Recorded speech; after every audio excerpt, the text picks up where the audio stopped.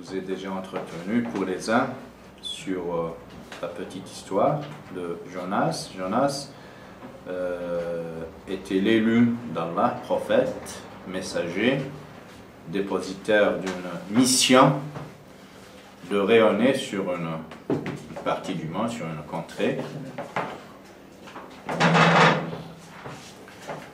de 100 000 habitants. Le Coran a dit mi'ata alfin aw yazidun, parce qu'au moment, lorsque tu veux faire les statistiques démographiques d'une agglomération qui contient à peu près 100 000 habitants, tu ne pourras jamais à un instant T0 dire que le nombre d'habitants est tant, parce qu'au moment où tu fais tes statistiques, il y aura des morts, des décès et des nouvelles naissances. D'où, justement, le fait,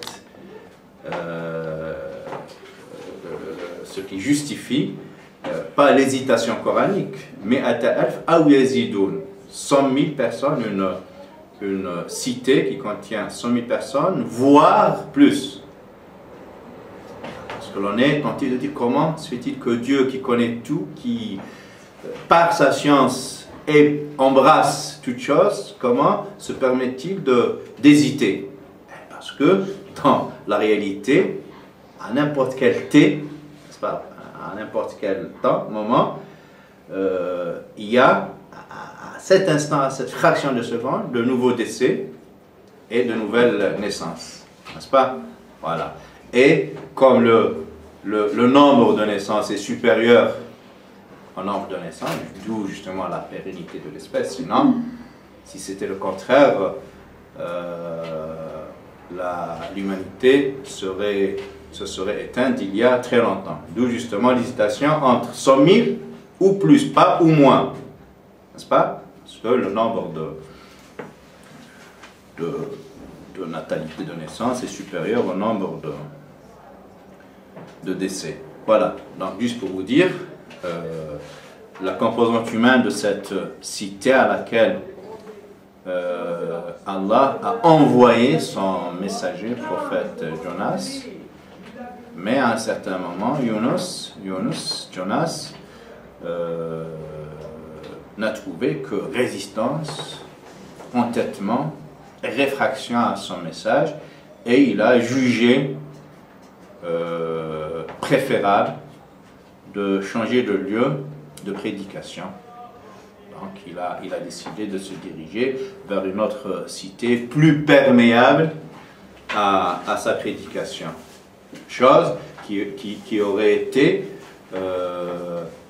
très convenable si elle venait d'une personne comme moi. Je ne suis pas l'élu d'Allah, je ne suis pas dépositaire d'un message et j'ai le choix entre les cités de Marseille, voire entre Marseille et les autres villes, pour prêcher la bonne parole. Personne ne peut restreindre, n'est-ce pas, le lieu de ma prédication. Mais un prophète, c'est Allah qui lui assigne et le temps et le lieu de sa prédication. Il n'a pas le droit de cogiter, de faire ses calculs et d'opter pour l'action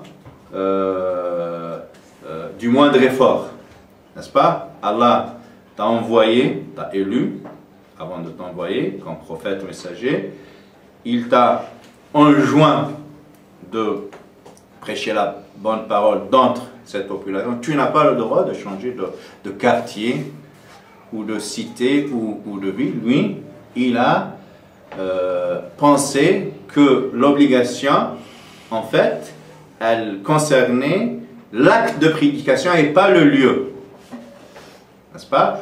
D'où justement ce passage coranique sur lequel plus de 90% des musulmans qui lisent ce verset se méprennent sur son sens.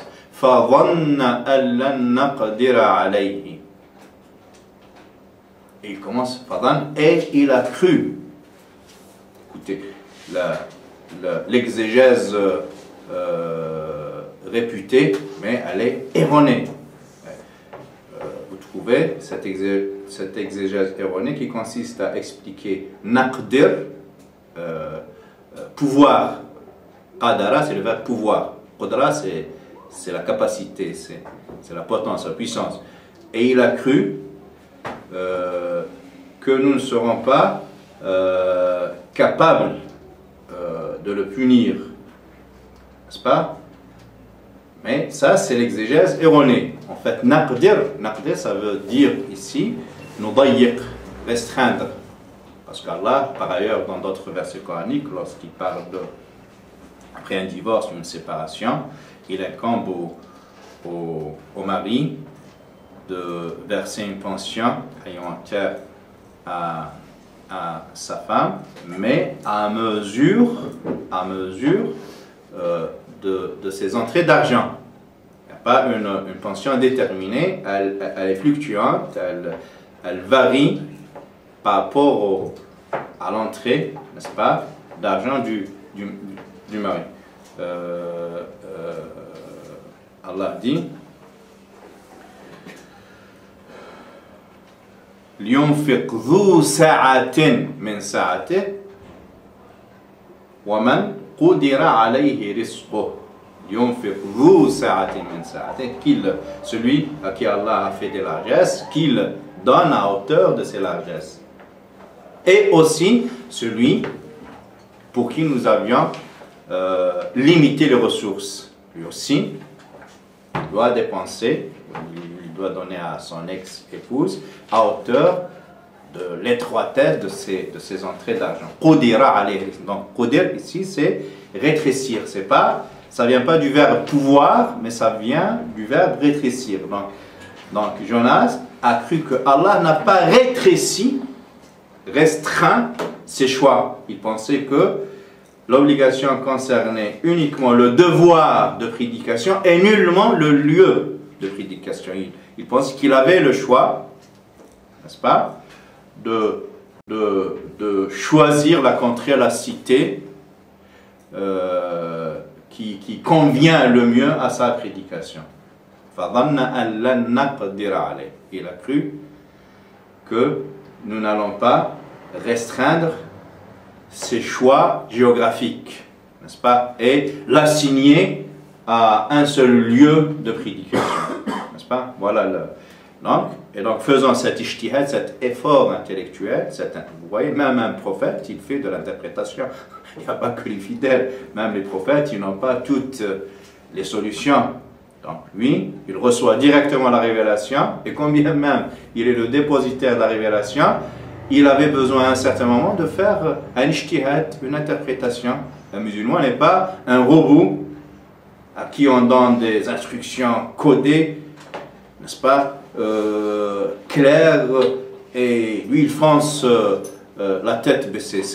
C'est pas la dévotion, l'adoration que Allah veut de nous. Allah nous donne des principes, n'est-ce pas, d'ordre très généraliste, et c'est à nous de faire l'exégèse, de les examiner, de les approfondir et d'essayer de dégager les significations, le sens qui convient le mieux à notre situation, n'est-ce pas?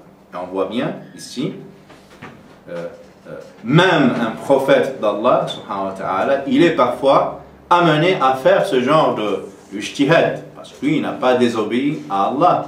S'il savait que Dieu lui en tiendrait rigueur par rapport à ce changement de choix, il n'aurait jamais désobéi à Allah, parce que les prophètes sont censés être impeccables, infaillibles, éthiquement et moralement. Faillibles, techniquement, administrativement, n'est-ce pas? Mais moralement et éthiquement, un prophète est infaillible, il est impeccable. Côté éthique et moral. Juste, je termine à ça pour pas que mon élan soit cassé. Non, il est déjà.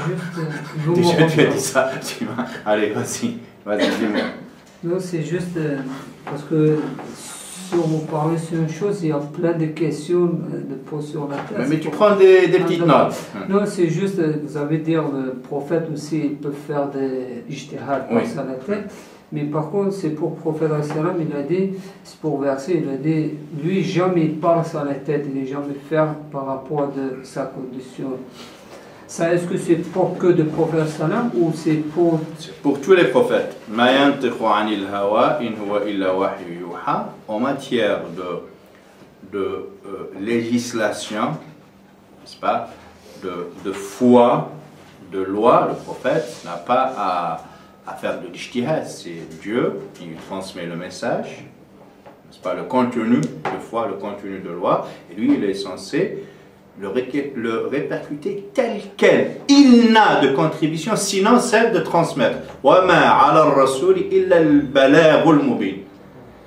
Le prophète n'a de contribution dans ce message que celle de bien le transmettre, de faire l'écho exact de la révélation, et pas plus.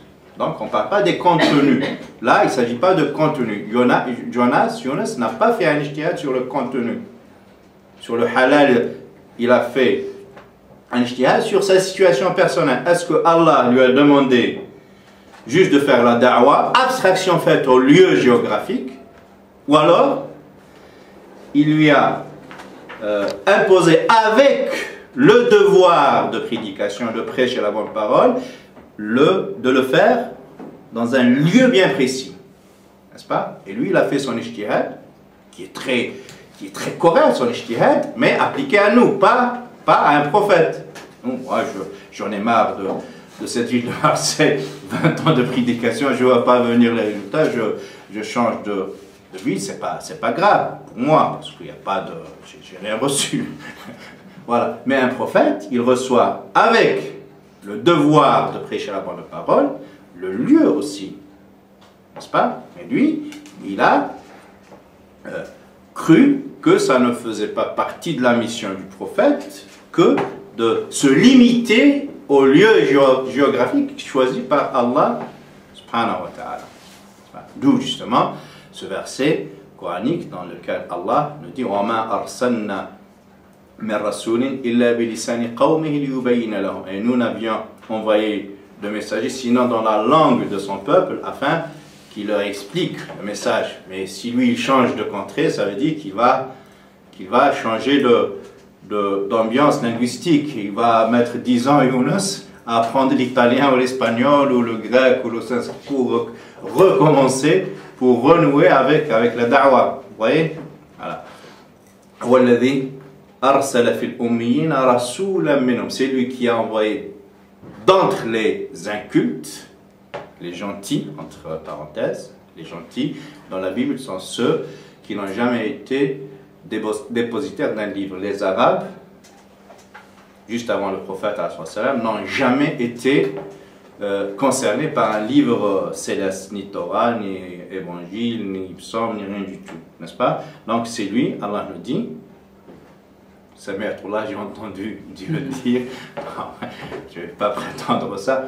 Donc, dans le Coran, c'est dit que Allah a envoyé parmi ces incultes arabes, ces gentils arabes, un prophète d'entre eux.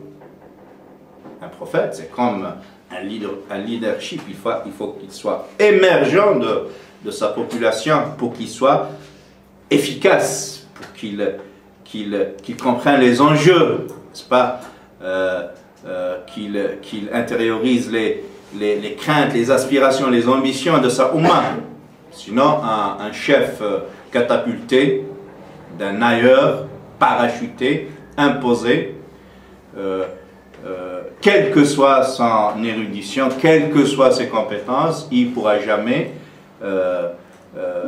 s'inscrire en symbiose, en synergie avec son peuple et les mener à bien vers la réalisation de leurs objectifs. Voilà l'erreur commise par, ce n'est pas une erreur morale, ce n'est pas une erreur éthique, ce n'est pas une erreur qui concerne l'honnêteté intellectuelle, spirituelle, loin s'en faut, c'est une erreur d'appréciation, d'interprétation, n'est-ce pas, sur une infime partie de sa mission, pas sur le contenu, ça l'a dit, mais sur le lieu de prêcher son contenu. Voilà, et il prend le premier vaisseau, le premier bateau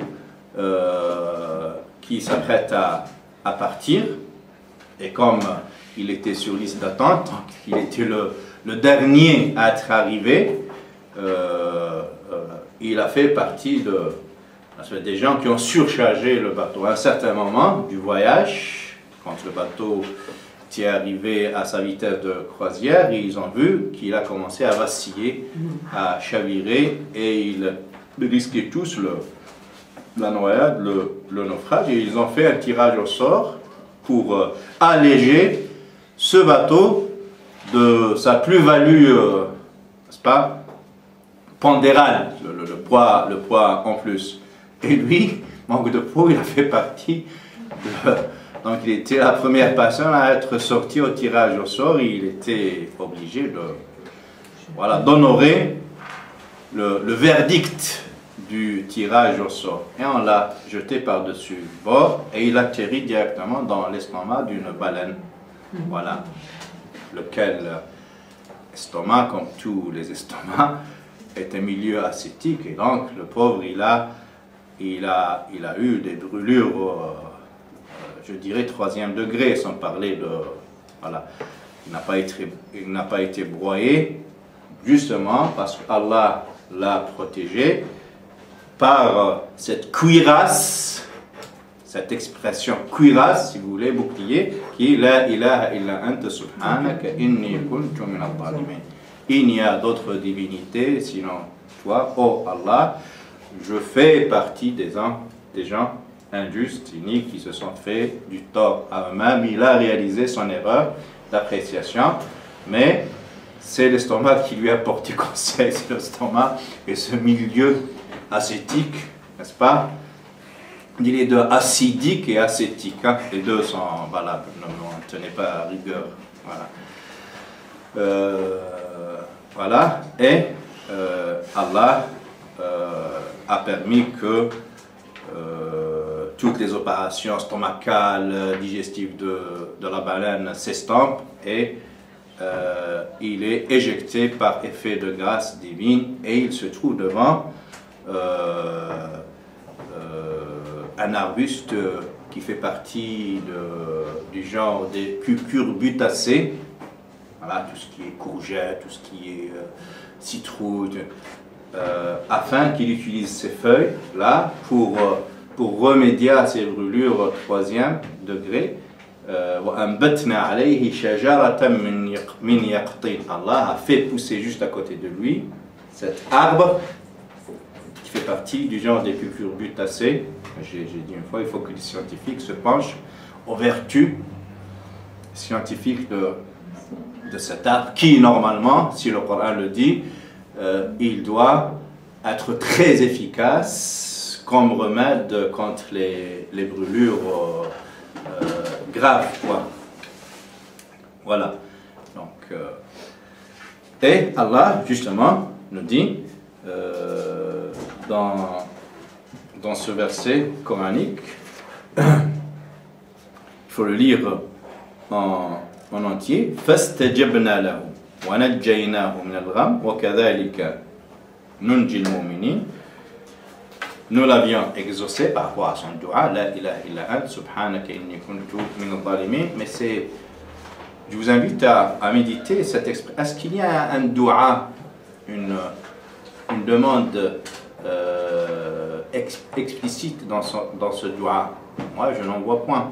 Subhanak, exalté sois-tu, sanctifié sois-tu, il n'y a d'autre divinité sinon toi. Sanctifié sois-tu, glorifié sois-tu, subhanak. Inni kuntu min al-zalimin. Certes, j'étais parmi les injustes qui se sont fait du tort à eux. Est-ce qu'il y a un dua? Ni en arabe, ni la traduction ne donne un dua explicite. Un dua, j'entends par dua, donne-moi, fais-moi, réalise pour moi, n'est-ce pas? Mais là, il y a un mea culpa, une reconnaissance, n'est-ce pas? Un acte de repentance. Dieu, il n'y a d'autre divinité sinon toi. Exalté sois-tu, sanctifié sois-tu, glorifié sois-tu. Tout ça pour dire subhanaka, subhanaka. Inni kuntu min al-zalimin. Inni, certes, parce qu'inna c'est adat tawkid. Donc, d'où le fait de rajouter certes. Inna c'est une particule de corroboration. Pour corroborer un propos, tu dis inna donc. Et comme il n'y a pas de rendu en français, donc on est obligé de rajouter certes, je fais partie des gens iniques, injustes, qui se sont fait du tort à eux-mêmes. C'est une exposition de sa situation fauteuse, n'est-ce pas, qui a commis, qui se sent avoir commis des péchés. Mais Allah dit fastajabna lahu. Ça a été considéré comme un dua parce que Allah ne se fit pas, Allah ne fait pas de l'analyse documentaire, de l'analyse du texte d'une manière superficielle, n'est-ce pas? Allah, pour lui, les phrases que nous prononçons sont intelligibles par rapport à la signification manifeste, mais aussi notre volonté, l'intention qu'on a mise dans l'expression. Donc Allah, il n'exauce pas seulement la lettre du doigt, il exauce l'intention du doigt. Parce que Jonas, quand il a dit cette phrase, c'est pas pour faire de tasbih, voilà, pour avoir des hasanats seulement. Il a dit ça pour que Allah lui permette de sortir. Donc l'intention y était, mais on ne voit pas cette intention. Est-ce qu'on la voit dans la phrase? Je ne sais pas si vous me suivez, on ne la voit pas. Il n'a pas dit Allah, Dieu, sors-moi de ce pétrin, je suis en plein estomac, je suis en train d'être broyé par l'estomac de la mer, sors-moi d'ici. Mais il y a un droit implicite. Voilà, d'où justement le fait de dire que Allah ne se contente pas de recevoir le manifeste de la phrase. N'est-ce pas? La phrase, elle te valorise, elle te hausse auprès d'Allah, mais il y a aussi l'analyse de l'intention que tu as mise dans ton doigt. N'est-ce pas?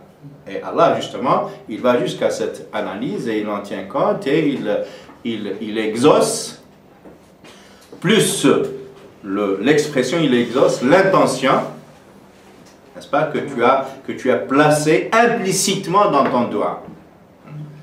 Comme Ayoub, lorsqu'il a été atteint par cette maladie, par cette grave maladie, il expose sa situation, elle est déjà visible, lisible, intelligible aux yeux d'Allah, mais il dit Rabbi, inni massani ad-durru wa anta arhamur rahimin. Il n'a pas dit guéris-moi.